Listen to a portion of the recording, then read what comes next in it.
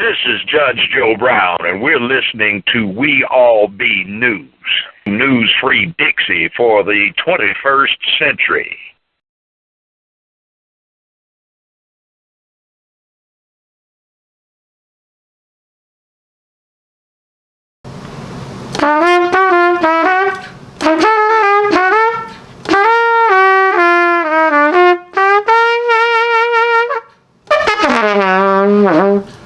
Good evening, everybody, boys and girls, scholar and laymen, and welcome to another wonderful entertainment edition of The Artivist Thinks. I'm your host for the empowerment segment, Brother Ron, also known as R2, C2H2, The Artivist. And let's talk about President Obama. Now, it is my feeling that President Barack Obama, much like his hero, Abe Lincoln, freed black folks. But this time, he has freed black folks from the Democratic plantation. The Democrat plantation. President Obama has successfully oversaw the self-destruction, the implosion of the Democratic Party. That is a part of his legacy as well. That is very much a part of his legacy. And I'm going to say some things about this. I think it's very interesting. If you realize that the Democratic Party has been the party of obstruction against black liberation ever since its inception. Now it changed stripes back in the 60s when a lot of the so-called Democrats became Dixiecrats, so they switched to the Republican side, especially after 1964 with Barry Goldwater. But here's the thing. No political party has ever meant black folks that much good for a long period of time, with the exception of the radical Republican period, which oversaw Abraham Lincoln as the first Republican president. There really hasn't been any party that really advocated for the successful integration of black folks into American society, as well as for equity and reparations for black people. And President Obama, with his 2 terms and 8 years in office, has not done that much in terms of, demanding that black folks get equity in a system that has taking advantage of our struggles and pain and our skills and talents for too many generations now, without any type of accountability. So President Barack Obama, I know he was trying to get a lot of people to go out to vote, to turn out to vote for him, especially African Americans. African Americans voted over 90% for President Obama every time he ran for office as president of the United States or for presidency of the United States. That's more. We were more devoted to President Obama's success than any so-called group in that so-called coalition. See, black folks take black folks for granted. President Obama would not have been president without over 90% of the black vote. You can't blame, for example, you can't blame black folks for what happened to Hillary. I just call that cosmic karma. She took a lot of things for granted, including black people, and she paid the price for that. Like they said, had certain black folks turned out in Detroit and Flint, and why should Flint turn out for anybody? They still don't have any clean drinking water, let alone water to wash themselves in. How can you explain it in a so-called first world country that you got citizens, so-called citizens, being treated like third world people? Because you're not citizens, black people. But I keep on telling y'all this. Yes, there's a 14th Amendment, but when that 14th Amendment, look at how much hell black folks have been through since the passage of that so-called 14th Amendment. Think about Wilmington, 1898. Think about Rosewood, 1923. Tulsa, Black Wall Street, 1921. East St. Louis, 1917.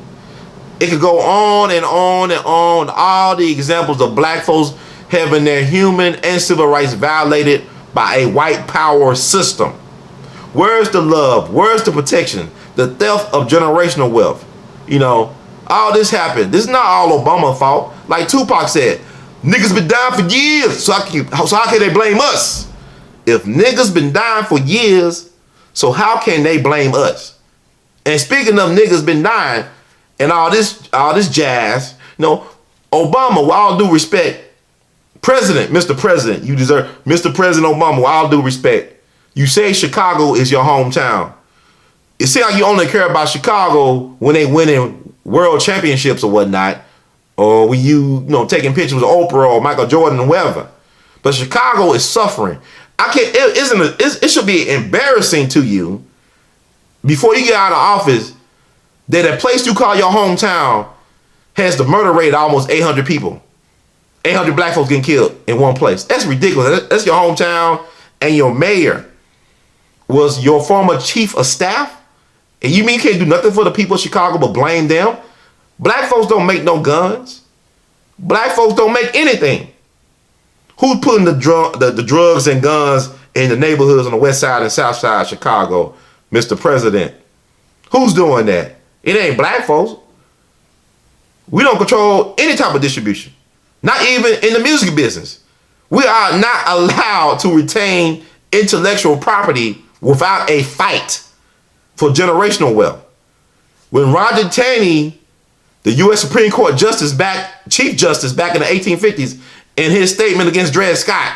See, I don't care about the 14th Amendment, 13th Amendment, 15th Amendment, Civil Rights Act, Voting Rights Act. I'm going back to what the U.S. Court Supreme Justice, the chief, said, basically said that Mr. Dred Scott, neither you or your descendants, I am a descendant of Mr. Dred Scott. I am the descendant of enslaved Africans. He said that we have no rights. You have no rights, Mr. Scott. Oh man, fuck Mr. Scott. You, boy, you Niagara, nigger, color, whatever, property, contraband, whatever you want to call yourself, but a human being. You have no rights that the white man is bound to respect. You have no intellectual property that you could retain in order to create wealth for you and your family. You have none of that. Black folks are in a permanent underclass in this country. But yet we are the largest consumers because the people who buy the most hurt the most. The people who consume the most stuff hurt the most. You ever heard of comfort food? People say, I feel so bad about myself. I'm just going to eat. This is what black folks do. We consume, buy, putting everybody labels and names on us like we nothing but property. Like we cattle. We're being branded by brand names. We branding ourselves with other people's names. We're not proud of who we are because we do not have any knowledge of self. So it's interesting in a town like Chicago, you lock up Jeff Fort, you lock up Larry Hoover, you kill Fred Hampton. Black folks are not allowed to have leadership in Chicago that address them, that put their priorities first. Everybody got a gang in Chicago. Chicago is a gang town. It's a mob town. It always been. Mayor Daley had his gang at City Hall. Al Capone had the outfit, okay? Everybody got a gang. Matter of fact, the airport is named after O'Hare, right? His father was a lawyer and business partner of Al Capone. Look it up. Take a look. It's all online or in a book or in a documentary. I don't know. It's out there. But the namesake of O'Hare Airport, his father was a lawyer and business partner of Al Capone, who turned a federal witness or a snitch against Al Capone, who was murdered in a drive-by by other white folks, white on white crime, in 1939, and whose fiance ended up marrying Al Capone's number 2 man, Frank Nitti. I can't make this stuff up. It's all documented. Take a look. Now, they say he snitched on Al Capone to get his son into the Naval Academy in Annapolis, Maryland. Son became a World War II hero, died in action, Medal of Honor. Okay, yeah. Interesting story, right? But I'll say all this to say, Obama's worrying about, his Obamacare, which really is an abomination to sick people everywhere. You killing me by the premiums, my man. You killing us by we got to pay all these premiums. Everybody didn't get subsidized by the government. Should have been single payer, public option. You should have knocked those insurance companies out the way. It proved that the President Obama is a horrible negotiator. Horrible, deplorable, horrible negotiator. Horrible. Okay. For example, Aetna is the largest healthcare provider in the country. Aetna created its wealth by selling life insurance policies on slaves to slave owners. By selling life insurance policies on enslaved Africans to slave owners. That's how this country created its wealth, by using black folks as commodity, stock, and property, anything but human beings, right? So that means that, for example, no black person should be paying for healthcare, period. That's the beginning that. No black person in this country, in so-called American, because we still are Americans without the citizenship, because we are the original American. And we can talk about that on a later thing, right? I could debate that, or we could talk about this in a panel discussion. Or I'll bring back my radio show. But what I'm saying is, no black person in America should be paying for healthcare simply for the fact that the largest healthcare provider in the country is Aetna. It benefited from African misery. Okay? It benefited from that. So we owe that, and everybody should get access to free healthcare. It should be a right. It's not a privilege to have healthcare. It should be a human right. It is our God-given right to have access to things that can help us. But also, you gotta realize this system is a big murder machine. You know, it's a murder machine. America is a big laboratory. We're nothing but guinea pigs and lab rats, right? You 5% of the world's population, but yet you 25% of the world's prison population. You 5% of the world's population, but yet you the largest drug market in the world. They got us all doped up and out our minds, you know, creating this myth-making machine in Hollywood, so-called reality TV shows, which is actually a reflection of our collective reality, of our collective madness. They got us so drugged out of our minds. The reason why they got us like this and they put stuff on our food is to control us. We are like lemmings, like sheeple. We just follow wherever they lead us, okay? This is the problem. They got us in a daze and confused, not our minds. So you can't even begin to understand who you are in that type of systemic chaos, especially if you don't have no foundation of knowledge of self in the schools. Think about it. In Chicago, they closed down all the public schools, yet drugs and guns are readily available. All on President Obama's watch. So he talk about healthcare, but yeah, you look at the welfare of Chicago, his so-called hometown, and it's going to be interesting to see how he performs out of office to try to address some of the issues he should have addressed in office. Because it's really a shame that folks are trying to still exploit black people and blame black folks for being exploited and for being outcast and for being, being who we are. Black people are very spiritual people. We are the soul people. You know what I'm saying? That's why they don't understand. You keep on trying to take us out. But all it does is just ricochet back to you. And you know who you are. White supremacist system. The people who benefit the most from this system. You try to put drugs in our community, but who's ODing? You try to sterilize our women and try to stop us from reproducing, but who's not reproducing? You understand what I'm saying? You cannot go up against God's chosen people. Black people are the people of the Bible. Judaism is an African religion. Come on now. The oldest Bible is from Ethiopia. The Ark of the Covenant is said to exist in Ethiopia. You know, think about when Israel was airlifting all the Ethiopians back in the 80s. Because they wanted them to get their bloodline. That's the real bloodline of the chosen people. So that's another story altogether. Let's get back to Obama. But he has freed black people for being on the Democratic plantation. You got to remember the Ku Klux Klan was the invention of the Democratic Party. I live in Memphis, Tennessee. The first Grand Wizard of the Ku Klux Klan is buried in Memphis, Tennessee under a multi-million-dollar statue with his wife remains since 1904. He's been buried on one of the busiest downtown streets in Memphis. His name is General Nathan Bedford Forrest. A proud Democrat, was a delegate to the Democratic Convention back in 1868. It was a Democratic president, Andrew Johnson, also from Tennessee, who repealed the decision by the radical Republicans in Congress to give black folks 40 acres and a mule. So it's been Democrats that have been obstructing black liberation and black folks getting equity in an insane system. Democrats. Democrats. Even with the Southern Manifesto, majority of the people who signed the Southern Manifesto back in '56, they said that people in Congress would not support the integration of American society. A majority of the people were Democrats, Dixiecrats, Democrats, whatever you want to call them, Democrats, okay? Crats. Okay? The only people that really didn't sign it were Al Gore Sr., Al Gore Jr.'s father, future vice president, and also Lyndon B. Johnson, future president, Essex Kefauver, another citizen from Tennessee. See some of the prominent names that didn't sign the Southern Manifesto of 1956. You also can take a look at this online as well. So I say all this to say the Democratic plantation is interesting. Also, Nathan Bedford Forrest, I figured that he is the father of what we now know as the private prison system, in my opinion.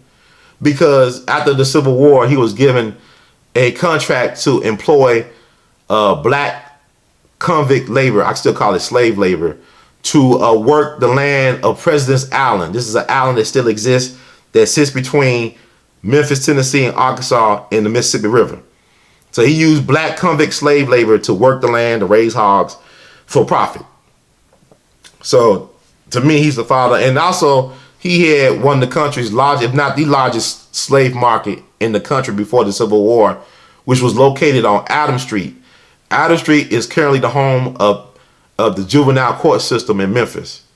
So they still dealing in black lives in a very miserable and disrespectful way.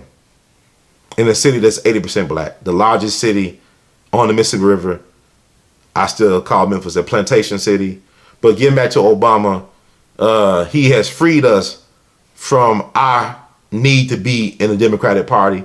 The Democratic Party has been exposed for being a party that's really more exclusive than inclusive. Look how they are currently or have treated Keith Ellison, the African-American congressman who happens to be a Muslim from Minnesota who wanted to run or wanted to be the head of the Democratic National Committee, the same Democratic National Committee that stole the nomination, the party nomination for Bernie Sanders and gave it to Hillary Clinton, and look what happened. The same person who called the base deplorable. And look how the so-called deplorables responded to Hillary. Okay, and you could blame the Russians all you want to, but Hillary, you didn't go to Wisconsin. You didn't care about the people in Flint. You just didn't campaign. You just didn't want it bad enough, I guess. I guess you thought it was been handed to you, but that's another story. That's another story. And maybe if Hillary got in, all the stuff she had done in the past and all this other thing might have been the reason why she had to do it, so she could get in and give everybody single payer. But we'll never know the answer to that. Now will we? With Obamacare, my understanding, the Senate has voted to repeal Obamacare 51-48, but I don't think it's going anywhere. It's gonna have some changes being made to Obamacare, perhaps.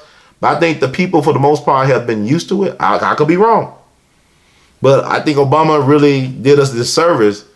I can understand he tried his best, but maybe we do need somebody that's more of a hard-nosed Gordon Gekko type of take no prisoners businessman than a so-called community organizer. You know, maybe we need that more. I don't know. But Obama did his part. And I would say this. I think Obama was a great symbol, him and his beautiful family. There was a great idealistic symbol of what we could be. But the reality is much uglier than that. Like the idea of America is a beautiful idea, but that America does not exist. We got to deal with the reality. So we need some pragmatism going into this Trump geist. We need more pragmatic people, not more ideologues. We need people that can actually see things as is and do what is necessary to achieve things that will make it better for a lot of people. So I want black folks to remember this. All real politics, all real power starts at the local level. Take Chicago for President Kennedy won. He won the 1960 election because of what was going on in Chicago, how the Daily Machine controlled the voting. They had dead folks resurrect like Lazarus and vote. He was able to swing the vote in favor of Kennedy, even though history shows that Richard Nixon probably won the 1960 election. But then also you go to 1968, we have somebody like Jeff Fort, who's able to swing Chicago in favor of Richard Milhouse Nixon. So much so he was even invited to celebrate with the Nixon administration during the inauguration.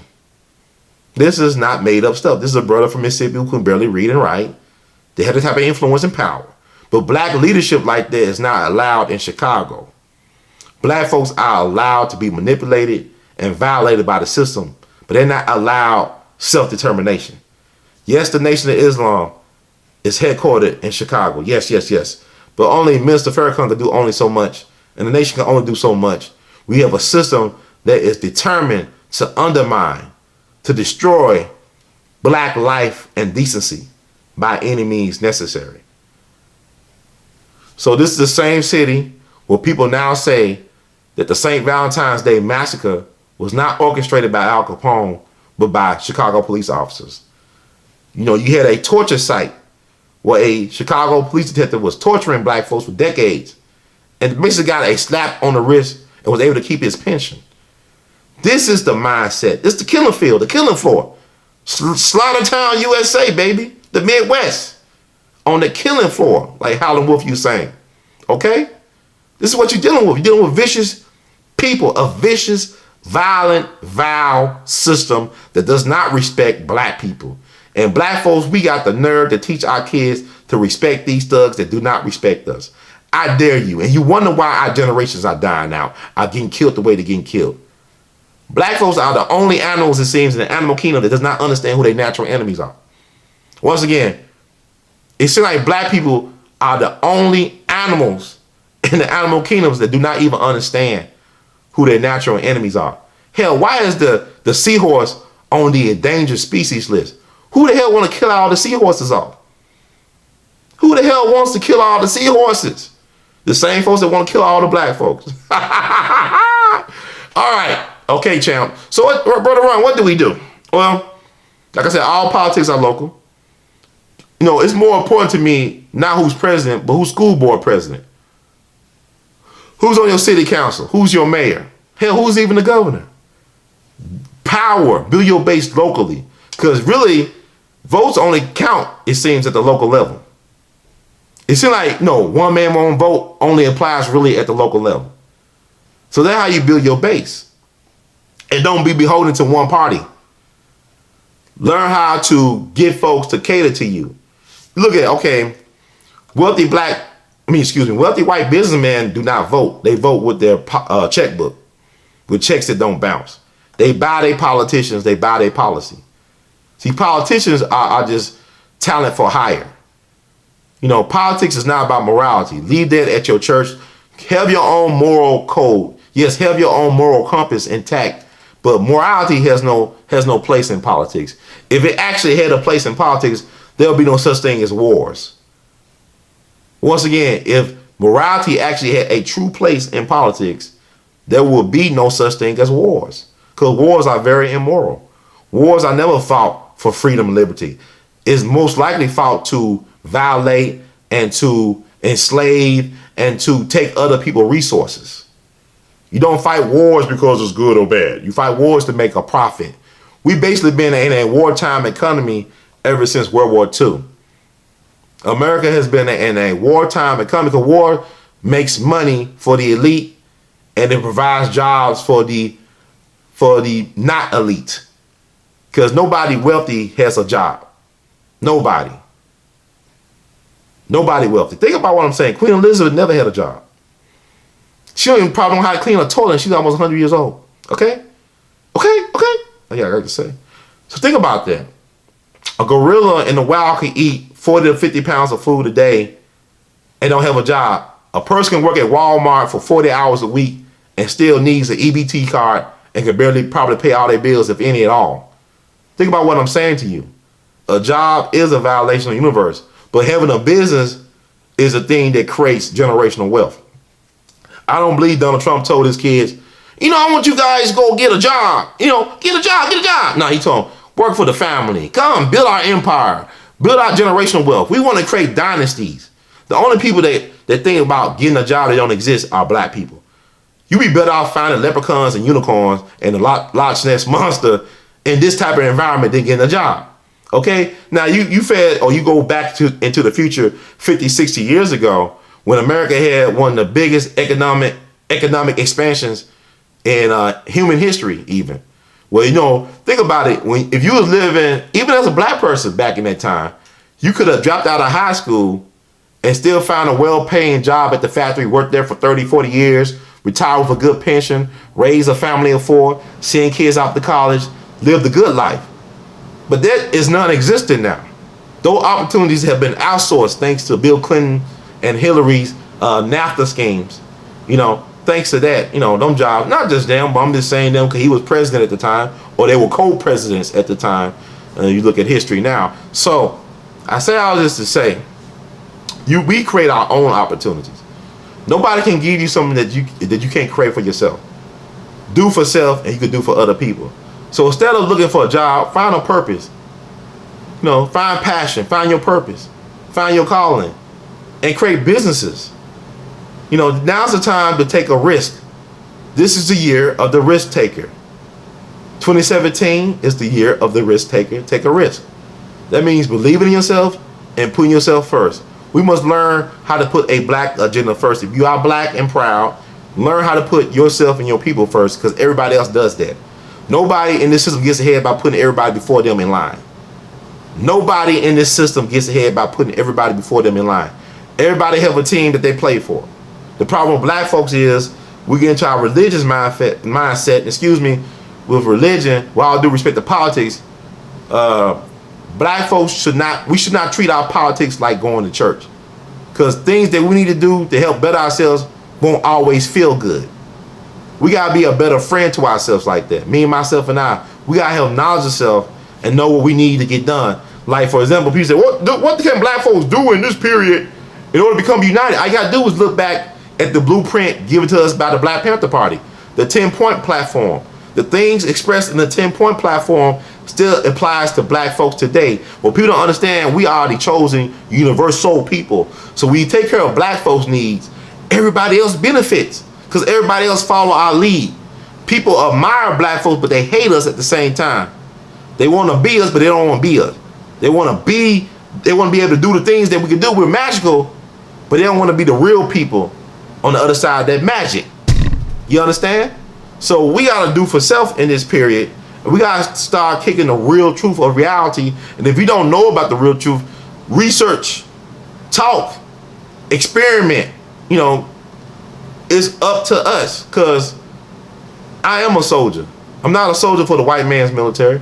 I think it's kind of weird that when I talk to some elders and whatnot who have been in the military for a number of years, who went there as young people, or reasons why they serve. I heard one gentleman tell me, he said, well, Brother Ron, the reason why I went to the military, because the white folks will treat me so bad at home.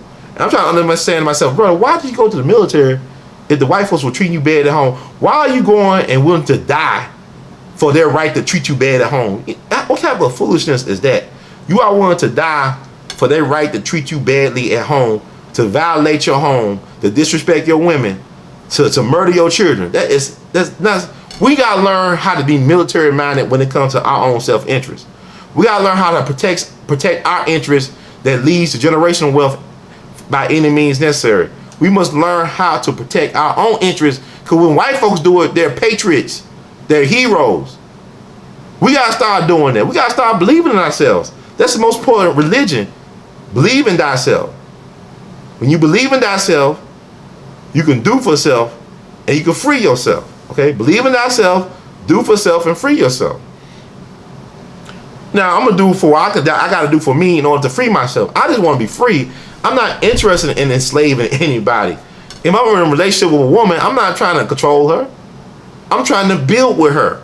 She is a partner in building dynasties and empires. It's hard to do it by yourself, but it'd be good to have a committed partner or two to help you build what we need to build and create generational wealth for our descendants. It's so important. Everything in white supremacy is warfare. Everything. Religion, entertainment, education, food, all that stuff is warfare. So black folks, I'm not mad at Obama. I wish him well, and him and his family, his beautiful family, well. It'd be interesting. I am very much interested to see what he's going to do, especially about the situation in Chicago. So with all that, I say, if you like what you heard, feel free to subscribe, or feel free to spread the word that you heard from Brother Heard. Send people to this channel. We need all the support we could get. We need to form an alternative black media, unapologetically black media source and movement. We need to go back to those days of the race beat, that stories that are relevant and pertinent to African Americans and our survival and empowerment are being showcased on black-owned platforms. We need to go back to that era, in the era of the Trump guys. So I'll just say, yes, I ramble a lot, but I hope some of the stuff I said made a little bit of sense. But we need to start forming our own, not necessarily this political party, but this groups within our local communities that advocate for our needs. Stop selling our votes for free. Stop giving away our votes. Make these folks who say they represent our needs and interests pay for our votes. Respect our votes by respecting ourselves. Like Brother Malcolm said, by any means necessary. And stop trying to figure out what that means. Are you scared? I don't know. Understand what we're saying. We are living in extreme times. You understand? You know, was George Washington and Alexander Hamilton? Was Thomas Jefferson? Were they extremists? What you think, Benjamin Franklin? If you want to be a radical, radical means the root. I'm trying to solve what the issue is. We got to go to the root of the problem in order to expose the problem. And then once we expose and understand or understand the problem, we need to start coming with the solutions. And we don't have to broadcast everything in social media. Everything don't need to be broadcast. Like, I'm going to quote Biggie. I'm just saying a Biggie quote, I like it. He said, "Don't you know bad boys move in silence and violence?" That's the nature of white supremacy. They move in silence and violence. Take it from your highness. Okay? So, understand what's going on. Become a student of history. When you become a student of history, you are really becoming a student of your destiny. Once again, when you become a student of history, you are becoming a student of your destiny. Okay? Thank you once again, family. I love you all. In the words of Great Duke Ellington, we love you madly. Keep on producing and pushing. One love.